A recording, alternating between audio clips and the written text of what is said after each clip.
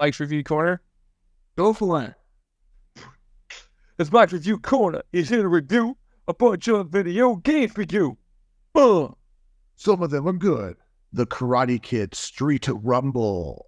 It's kind of like a Ninja Turtles brawler that tries to retell the trilogy. Oh, this is so sick. All right, so you want my review now? Yeah, let me just enjoy it for a little bit before you trash this game.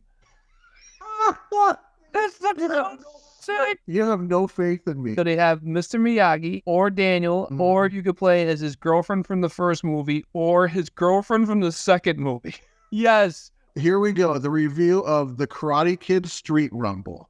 Too long, didn't listen. It's overpriced and undercooked. The obvious first thing anyone is going to notice is that this game has a $40 price tag to it. So the question would be, is it worth a $40 price? Granted, it is a licensed game, but let's not kid ourselves here. Shredder's Revenge is a Teenage Mutant Ninja Turtles game and is only $25. You can also pick it up with the DLC in a bundle for less than $30. So to come out at a higher price point, there better be some really good aspects to the game. The first problem I noticed was in the very first cutscene at the start of stage 1. If you're going to charge $40 for your licensed game, please at least get Daniel to actually look like Daniel and not some 30-year-old random guy.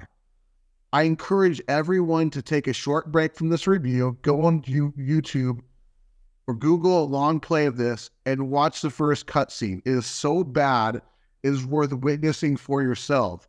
Then things got a little weirder. For the first run, I used Daniel.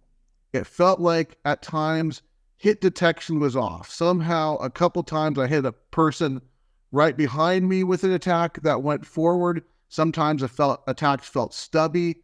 And worst of all, Daniel has an infinite. Well, infinite until they're off the screen. By using his hard attack crane kick and just juggling the enemy over and over. And you can do this with multiple enemies. I got 3 guys from one side of the screen to another, and there was nothing they can do. Now, that's part of the review. Now I'm going to kind of go off of the review to let you know I played through this. I got to a point where I was juggling 6 guys, and they couldn't do anything. I got to a point where I was juggling a guy, he was dead, and I just kept juggling him. And he was I started juggling him on the mat at the All Valley competition, and decide I'm going to juggle him until I get to the next mat, which I did. Just to let you know how infinite that is.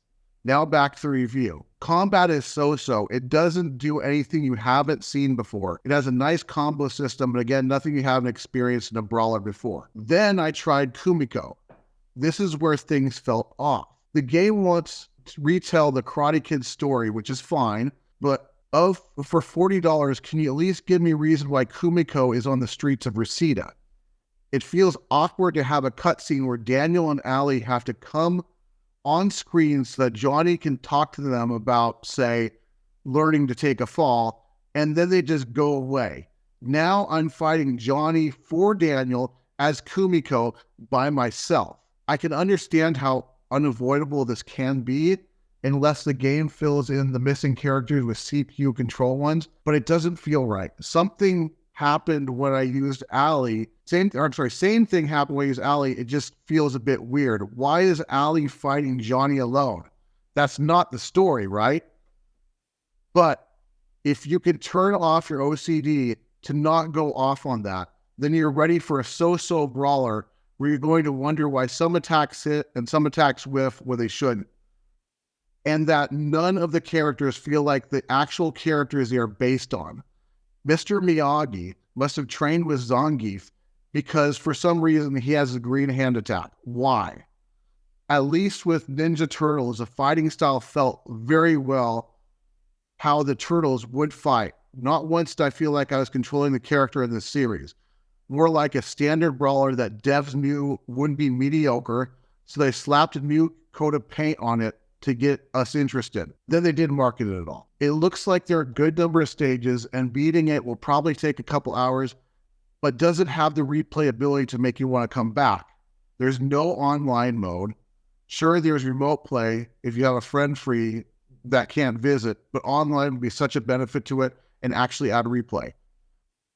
But with all that, just look at your other options: Shredder's Revenge, Streets of Rage 4, Double Dragon Gaiden, Fight and Rage, Mayhem Brawler, River City Ransom, and River City Hero Series. None of these are even close to $40. Heck, you could probably get 2 of them for at least $40. I picked this up for $32 at Green Man Gaming. For what it comes with, that is still overpriced. If you want to get this and wait for at least a 50%, if not 65% discount, or give it a year and it'll probably be in a Fanatical bundle for 2 games for $5.99. 2 last things. For Steam Deck users, no problems getting it to run on the deck. Run in desktop mode with no need to set protons or set launch options. Second, the music doesn't feel like Karate Kid, but it isn't a big deal to me since I can just turn it off and listen to my own music. The character sound effects, when hit, are questionable. Kumiko sounds horrible. P.S. $40 and no cloud saves. This game went for a 90s style, and it shows. And that would be a thumbs down for me for Karate Kid Street Rumble.